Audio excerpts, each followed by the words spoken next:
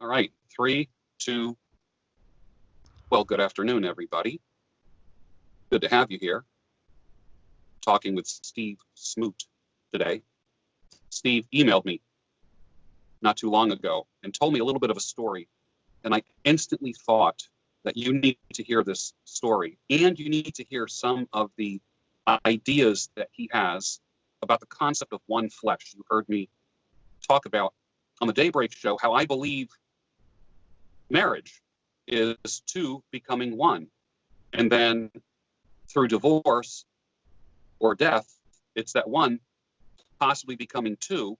And then Steve responded to that with an idea about one flesh. And I always thought the concept of one flesh was a mystery. And some of the things that you had said in your initial email blew my mind. And I want to explore that with you. So welcome to the show, Steve. Thank you, George. Good to be here. You are 63 years old. Your Yes. wife passed away in her sleep not that long ago. Yes, that's correct. You had me at that. I can't even imagine that. I instantly felt a lump in my throat when I read that. And I wasn't sure how the rest of the email was going to go. Do you want to give some of that backstory? Yeah. Well, it's really actually quite important to understand the context. The work that I do demands a lot of my time. I regularly, well, for example, like 2013 to 2016, I worked 3,500 to 3,700 hours per year.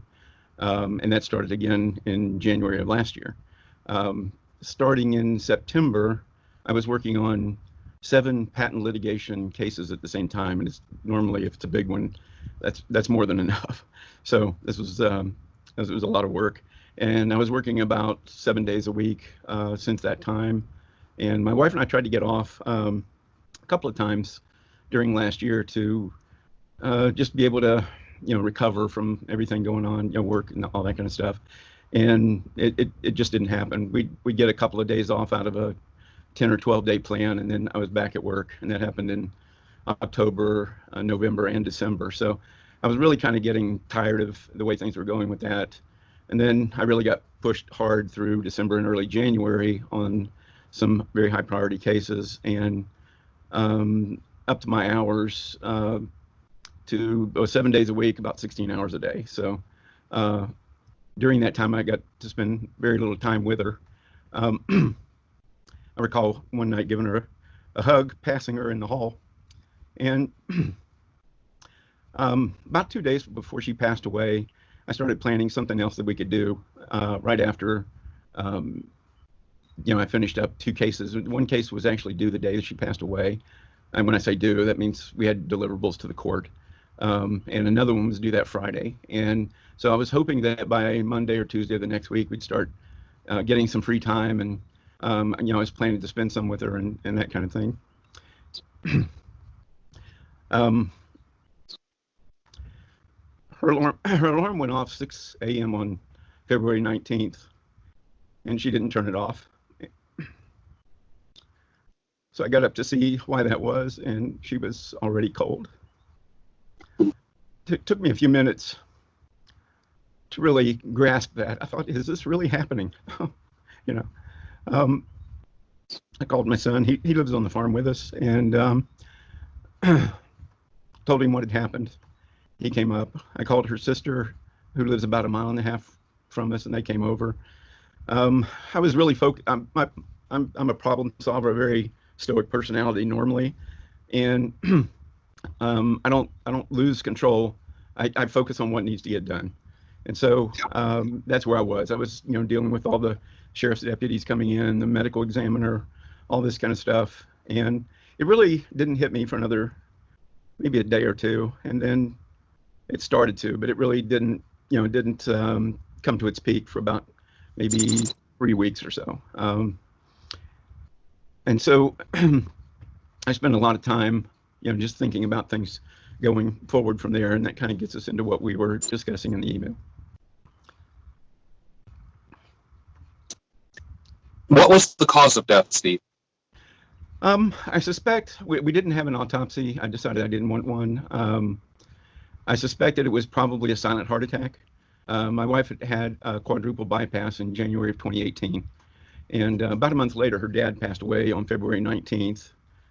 So she was really having a hard time, and then she passed away exactly 2 years to the day later from the day that her dad passed away. Wow. Wow.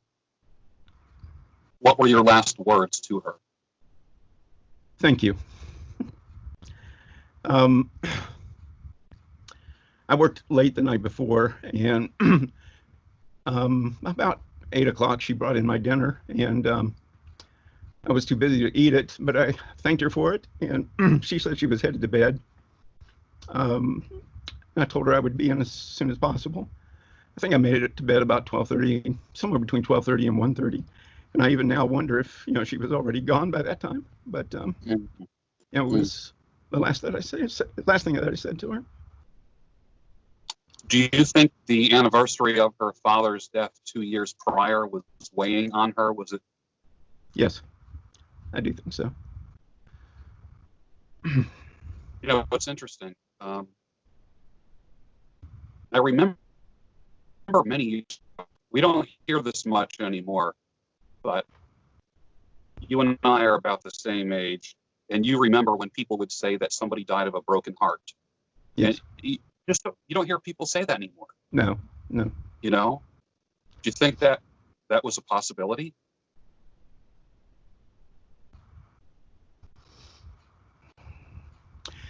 It's possible. I think looking back over the last 2 years since her surgery, I definitely saw a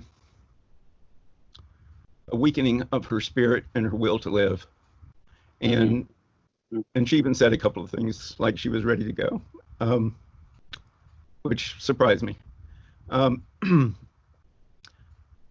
So I think that probably contributed. I know for a fact, we moved from Florida in 2012 to where we're living right now, or where we were living together in Tennessee. And she actually wanted to move up here because, one, her sister and her husband retired and moved up here, and two, we moved our son and her father.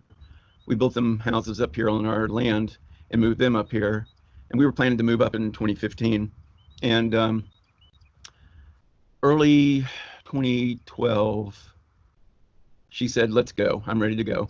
So I said, "Well, we haven't built our house yet. The reason we hadn't is I wanted to pay off everything here's paid off. So I didn't want to start another mortgage and all that stuff at my age." And she said, "Well, let's just go and we'll move in and we'll build a cabin for our son," which we did, and we took his place. So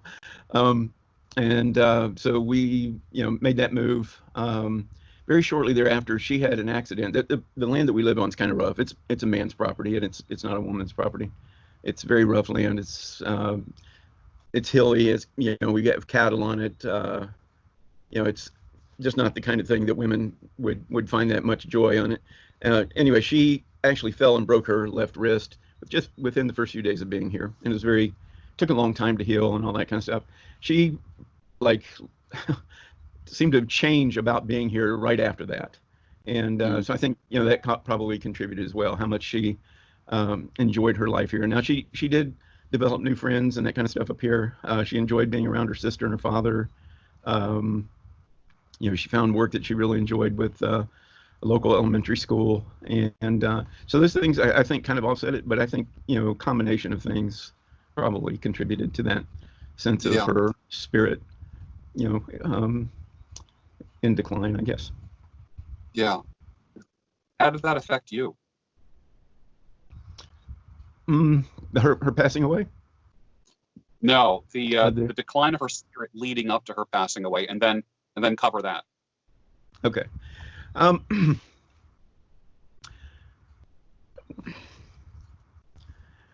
this is an area where I have a number of regrets. Right after I almost lost her during the quadruple bypass. There was some mismanagement in the hospital, and she went into an emergency situation. I'd been with her for like 4 days, sleeping in the hospital room, and she woke up, I think it was in the morning, and said, go home, get some rest. So I did, and we live about 2.5 hours from the hospital she was in. About 12:30, 1 o'clock that afternoon, the hospital calls and says, "You need to get back over here as soon as possible." Something that, really kind of scared me at that time. I rushed back over there. There were like 15 people in the room with her trying to stabilize her condition. And she was supposed to be in the hospital from 5 to 7 days. Ended up being in the hospital for 12 days and had a lot of complications during that time, a lot of hallucinations and so forth that happened. And this was partially due to they let her her blood oxygen levels fall to a fairly low level before they caught it. And I think they also had one of her medications had run out and hadn't been serviced. So, she was pretty bad situation. But as she was over the next few days after she was out of the hospital, she had obviously given a lot of thought to what the impact of all that was on her life. And she was telling me some things she wanted to do. And one of those was she wanted to travel to the Northeast and, like the fall time, see the change of seasons and things like that. So I promised her I would do that. Didn't get to do that. Yeah.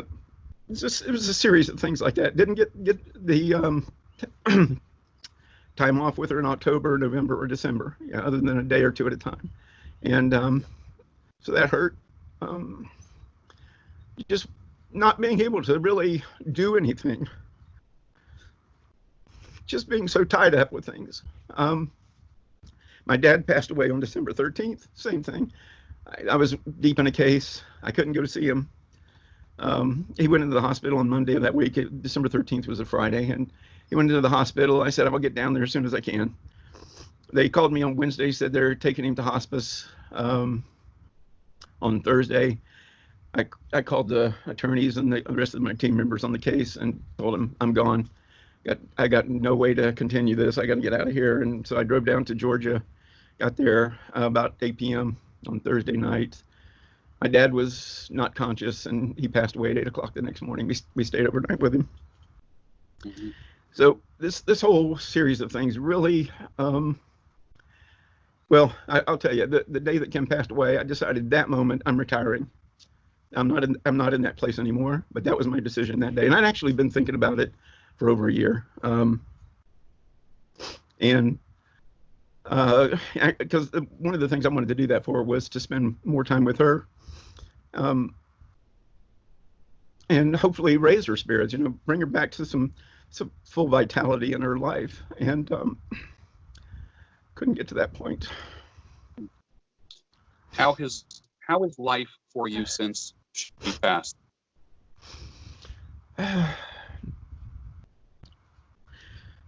I spent a lot of time thinking pretty much about my whole life, where I've been, what I've done, what we had done together, how we came to know each other, how our relationship developed, the rough patches, the good times, relationships with other people, career, goals met, goals not met. I'll tell you, I quit working that day. I still have a job with the company. I told them about 3 weeks ago that I'm available for some overflow work, but I got to cut my hours back, and I'm not traveling anymore. And since that time, I've spent 80 or 90% of my days just thinking about the past as well as the future. And I kind of decided that retirement doesn't even make sense for me at this point. The reason I was wanting to retire was to spend more time with my wife, whose name is Kim. And that made a lot of sense to me. Now it doesn't make any sense anymore. It's kind of like I've got a fresh start on life. Everything resets. And there are no obstacles. There's no limitations. There's no, it's just my future's opened up again. So I've been working on basically a new purpose for my life and a new life plan, and putting that together. And it's starting to come together pretty well. But just so much of my so much of the early weeks of this time has been, what am I learning from this? You know, what did what did I learn about my wife? What did I learn about her life, my life, our son? Just so many things that some of the things were just issues that, as someone I was listening to here recently said, you have to close the things from the past and put them in their place, and then move on. And so that's been a lot of it. It's just closing out things that need to be closed out and thinking about things that are opening up. All right, so you're on a farm that needs to be tended to. Farms don't have a pause button. So even the day that she passed, things needed to be done. Is that true? Yes. Fortunately, right now, we have cattle on the farm right now. We also normally have a garden every year, because one of the reasons we moved here is to start growing our own food. And a lot of reasoning behind that. I spent a lot of time learning about the proper ways to grow food and soil management and a lot of other things. So my son and I spend our time, part of our time, doing that. But the main demands on our time right now are just keeping the property clear. There's a lot of mowing. I have 55 acres, and so there's always mowing, and then just making sure the cows have water in the ponds and stuff like that. They're not going dry. Through the winter it's hay and stuff like that. But we're actually, the main thing is going to be mowing for the next several months, and then we'll be back to the fall and winter pattern. Yeah. All right, let's fast forward a little bit to some of the retrospection that you've experienced. Let's talk about that topic of one flesh. It is a topic, and I think you are uniquely qualified to speak about it. Okay. Just to share the main thoughts that you and I discussed.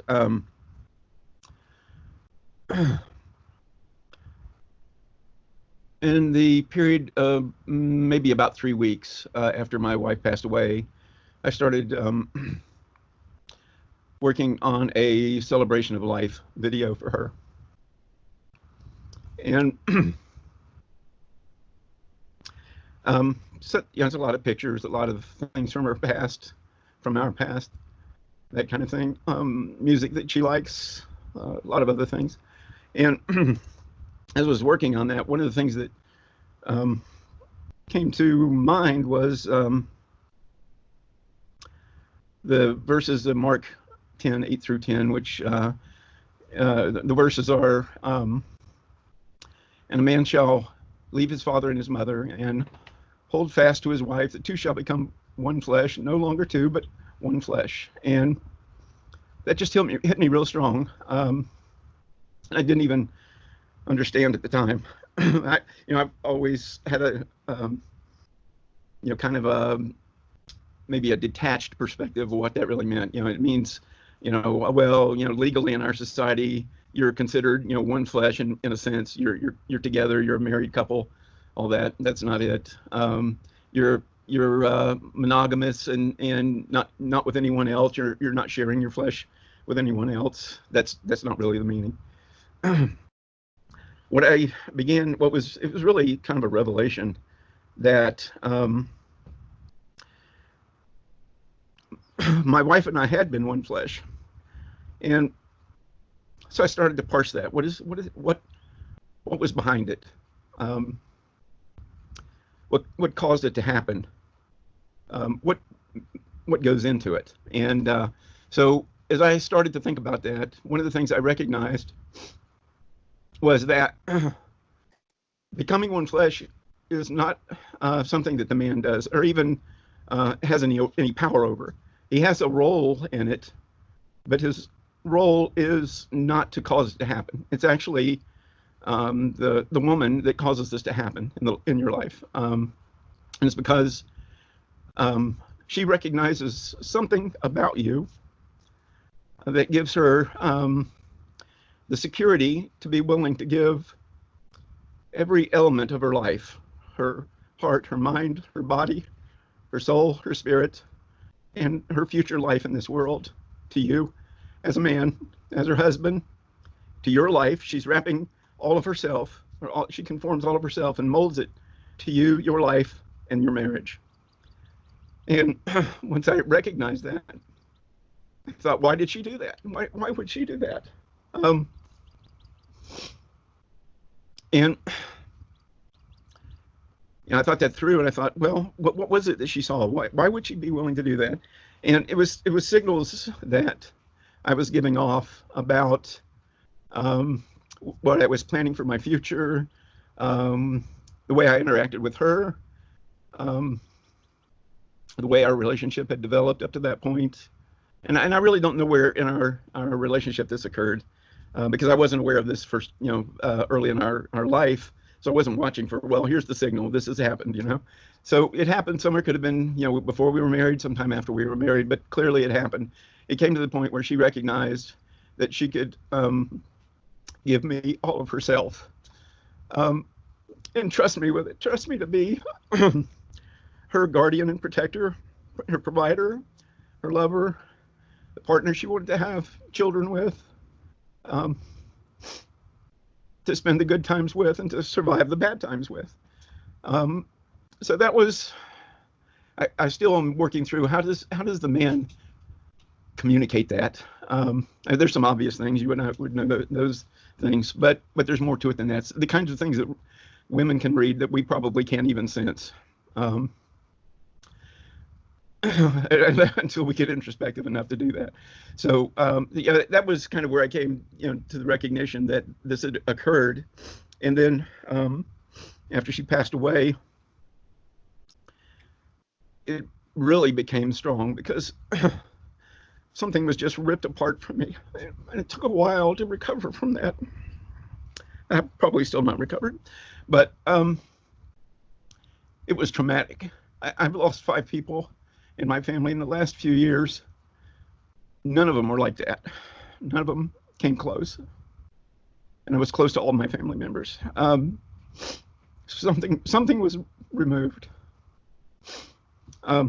So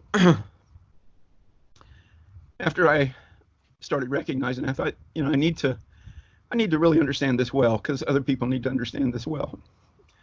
And part of what I've been doing since part of my thinking and thinking about the future and so forth was I came to know of you and the guys at 21 Studios and all that. And I thought, well, this is a group of people who probably need to know some things like this. I took the opportunity to reach out to you because you've offered to make yourself available to other people and so forth. And I thought I'd start with you and explain this experience and get your thoughts on it and reactions, and maybe even a little bit of, maybe even a few ideas on how you share this kind of thing with other people. And of course, that's a little bit of what we're doing right now. Yeah. Well, there is a older contingency of men with the 21 organization. And I'm thinking about the guy, Texas Dom. I'm thinking about Ken Curry. Ken, I don't know. I know Texas Dom. Yeah. Go ahead. Ken Curry, he's out in Colorado. Dr. Sean Smith. They're all a little bit younger than us, but they're all over 50, and Okay. they all. It's a real powerful subgroup, the group of older men. Okay. Yeah, I could really see you fitting well into that group, seriously. But let me ask you this. What would you tell a younger person about life, about your experience? You are now uniquely qualified. You have a credential that you didn't study for. It was thrust upon you. And you are a introspective and retrospective person. And that's a gift. Some people don't think beyond the grave. Your gears are turning. What would you tell a young man or a young woman about life and love in one flesh? That's a good question, and I've actually been thinking about it for the last couple of weeks. One, open your ears. There are a lot of people who are willing to tell you some things. Take it all in, learn what you can from it, but learn as broadly as you can. Because I hear a number of different points of view with the people with the 21 conference and that kind of thing. And like I say, take it all in, but also take in some things that you won't hear there yet, or I haven't heard there yet. Not that you won't, but I haven't heard it there yet. And that is there's a possibility for better relationships than exist in today's world. And I don't know all of the pieces of that yet. That's another thing I'm working through. I'm trying to figure out, was part of it because of the age at which we met, or our upbringing, or our beliefs, or other things I haven't even identified yet. And all of those, any one of them or all of them, could have an impact. But keep the mind open about the possibility of a very meaningful and fulfilling relationship. It won't be perfect. There's so many storms in life that batter your ship. But if you achieve this state of one flesh, you will be able to survive it. You will thrive with it within those conditions and the storms and so forth that you will face. But I think it takes some introspection. One, you have to look at your own motivations, and you have to see how your own motivations impact other people, how they're motivated, and how their motivations impact you. And you have to be when someone hurts you, intentionally or unintentionally, you don't have to react in a negative way or in a get even kind of way. You can let that go. We all have faults that we have to deal with, and you have to be willing to deal with those from other people, and and get beyond it. It's not worth holding on to, not worth taking down the good things in your life and in your relationships. So I think that young people need to be introspective, to be taking in a lot of information, be realistic about the state of the world and the state of relationships, especially in this country, but it's spreading around the world. The gender madness, the many other things that are going on, and think about it deeply, put it in perspective, then act. Don't act before. Let me ask you this. As far as the concept of one flesh, are you still one flesh with your wife, or was that a chapter that passed and now there's a new chapter? How do you, with divorce, the men that I've worked with, the women that I've worked with told me they feel a tearing. Yes. Because that's not a choice they had. Obviously, when a spouse passes, there's no choice involved in that. Comment on the concept of one flesh now for you. Okay, good question. I think it's both. It's a temporal state and it's an eternal state. The temporal state comes to an end, but the eternal state doesn't. So there's a residual of even the temporal state. There's just a lot going on right now in my mind, and one of the things I'm trying to do, I'm putting together another version of that celebration of life video for her, because I wanted to put together a short one because I didn't want to punish the people who were attending her celebration of life with something interminable. So I did something that's about 20 minutes long, but for family and closer friends, I'm doing something that is going to be longer, covers more of her life and that kind of thing. So there's still I guess a strong attraction still.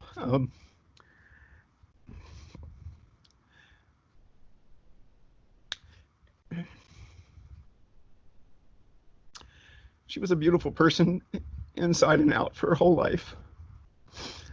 Her young years, I was just going back over those years. I can't believe the love that I had for her. Strong, desire to be with her, and her returning that desire. Um, and then in later years, the things that we've gone through, some hard times. I was, let's see, back in 2001. I was doing independent consulting, different kind of consulting than I do now. And I had a client in the financial services industry who asked me to drop all of my other clients, and he says, "We need you on our team full time," and still as an independent consultant, but they wanted me to commit all my time. So he was my financial advisor. He was also a good friend of mine. He had plenty of work lined up for me. I thought, well, I probably can restart everything else because a lot of these are long-term clients, and so I decided to do that. In August of that year, a month before 9/11, his partner called me and said, "Steve, we got to cancel all the projects." Oh, that's great. That began a 72-month period, out of which 64 months I had no income. Burned through my retirement. Had a lot of stress in our relationship. But we made it. We were provided for, and I think I mentioned to you, I've spent about 20,000 hours in studies during my life on some very deep things. 14,000 hours of it happened during that 6 years. Okay. I was sometimes studying 20 hours a day. Anyway, I'm doing this. She's, kind of upset with the situation. I was out, seeking jobs. I think I put out 900 and some resumes, and I was actually a fairly well-known person in the technology community, but for some reason, I could barely even get follow-ups, invitations to interviews or any of that kind of stuff. And in hindsight, I think that was an intervention in my life that was going on, and it was time for me to do that study. And to have the time to do it. So I look at it as a kind of a gift. It caused some tension, but we got beyond that. Shortly after that time, we probably had the best relationship we had in all of our life for a number of years there. And then I stopped doing that kind of consulting, went more into the patent litigation field, which is what I do now. And that's when I started getting really, really busy. And we had a joint venture between me and the owner of this company that I work as an independent consultant for. And we added that to my burden, and we were also working with a number of other companies on some big, about a company that had about $1.3 billion of investable assets. We provided technology evaluation services for companies that they were looking to invest in. We also helped those companies get prepared for investment, stuff like that. So had a lot of responsibilities during that time. And in 2015, I was getting to the point of burning out, probably the second or third time that I've worked for this company. I was traveling back and forth to San Francisco every week since June of 2014 through May of 2016. So I'd travel 12 hours out there, work 50 hours in a locked room, in a high security room, doing code analysis on stuff for Apple and Google and Samsung and all these companies. Then I'd fly back 12 hours, get some clean clothes, get back on the plane, get back out there. So I saw my wife very little during that time. When I came back, when I finished that case in May of 2016, I didn't even call my company for 5 months. Didn't attend the consultant meetings, consultant phone calls were all over the country, so we had phone calls. I didn't want to hear from them, didn't want any cases. I deserved my time, and I was taking it. So I got back together with them after that, and a little bit of healing time between me and the CEO. He still, when I told him 3 weeks ago I was pulling back, he said, "I want to lose you. You've been the best consultant in the company. We'll work it out." So we'll continue to do some things together, but really, kind of finding a new direction and, going from there. There are people who have experienced this, what you've experienced. All right, so it's been about 3 months. Is knowing the depth and the breadth of my audience, there are people who have lost a spouse this week or this month. And to them, they're looking, they're looking for answers from you on how to deal with this. This is not something that happened to you 10 years ago, but the guy that just lost his wife, the wife that just lost her husband, speak to them for a minute. Yeah. Okay, good line. Like I said, I think introspection is extremely important. Learning, looking back over the life, learning from the experiences. I kind of see that I was not necessarily negligent of relationships, but didn't give them as much as I could. Not just with my wife, but friends and family and everything else. I enjoy the people that I know. I'm just a very busy person, and I'm really kind of, I guess you'd say, driven to accomplish certain things. And so, for me, it was stop and take a look.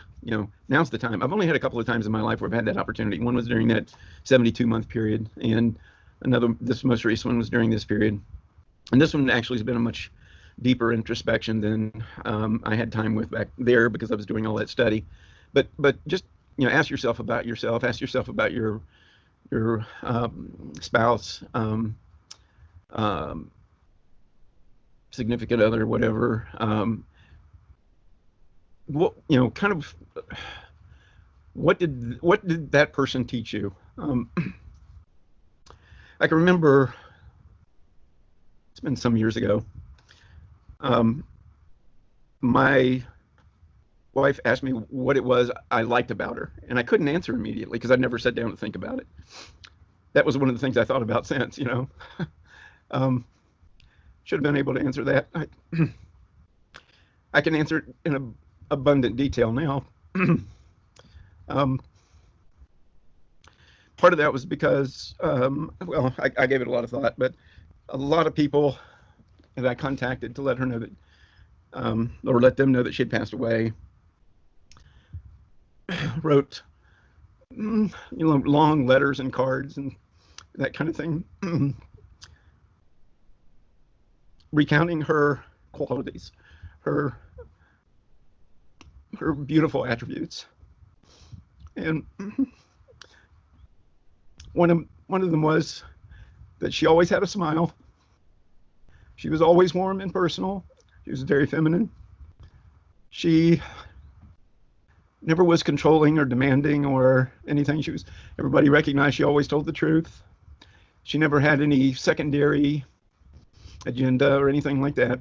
She was a very real and upfront person. Helpful. She helped so many people during her life. Some people with very critical situations. And so, I took the time to sit down and think about that. I took the time to sit down and think about me. What did I learn? What are my regrets? What are my positives? What am I going to apply going forward? I think that's a very important part of it. What did you learn from all this that you're going to apply going forward? Not even limiting it to this life, because I believe we're put here on this life partially to learn, to prepare you for an eternal life. And you take with you, because these things impact your soul and your spirit, and those things are eternal, and they go, things that impact your soul and your spirit go with you. So, some of the things that impact our flesh, they're left behind. So I think that's some advice I would give. One last question. What are the mental traps to avoid when something like this happens? I'm not sure. Are there any mental traps to avoid? I'm not sure of how you're asking me the question. You've got something in mind that I'm not receiving in your question. Where do you stumble since this? Where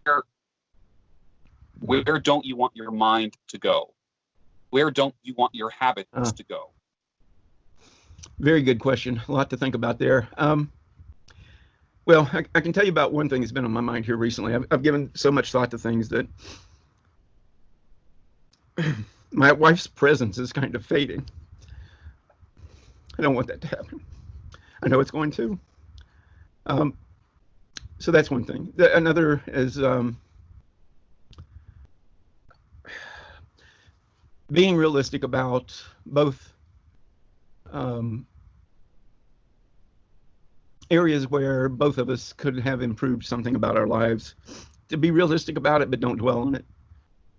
It's not important to dwell on. It's behind you. Um, Another thing I think is just getting down and so depressed that you aren't, you can't move or deal with things and move forward. That was something that came to mind to me very quickly soon afterwards.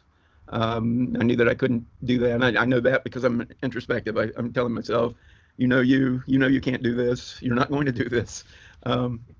And so I've been, busy with, a lot of different things, and both, in the thinking process as well as just keeping a normal life and moving forward. So, those are traps to avoid, obviously. Others that I haven't yet experienced yet and haven't presented themselves, I can't relate at this point, obviously, but there still may be other things. How is your health? Well, I've been a diabetic since 2016 as a result of traveling to San Francisco for 2 years and eating crappy food, locked in a secure room. But I've got it under control. I'm generally healthy. Now that I've got the time, I've started an exercise regimen, which I hope to ramp up in the months ahead. To me, health is your number one wealth. You don't have any wealth that you can retain if you don't have your health. So, that's primary in my mind. Plus the things that I'm working for towards in my future, which maybe we'll talk about on another day. It's going to require health. It's going to require strengthening me for the next. My dad passed away, as I mentioned, in December. He was 89. My mom's getting very close to that age. I think I have some fairly good genetics, but I need to make sure I'm taking care of myself and not ignoring that. So I'm going to be, preparing my health for the next 20, 30 years. Yeah. When I publish this conversation, people are going to comment and even ask questions. And I encourage you to respond personally to them. And I welcome that. And I just want to say for me and on behalf of the audience, my condolences. Thank you. And sorry for your loss. Thank you. Appreciate that. So are you willing to do part 2 with us sometime? Yeah. I think I've got a whole bunch of things I'd like to talk with you with. So yeah, I definitely would like to do that. Some of this stuff that I learned during the 20,000 hours of study, some of the other things that I'm working towards, I'd like to see other people get involved with, because it's not a one-person thing. So a lot of things I'd like to just continue discussing. Okay, that sounds great. In a less tearful conversation. Yeah, thank you for your time, and to be continued. All right, thank you very much for your time and being open to this discussion.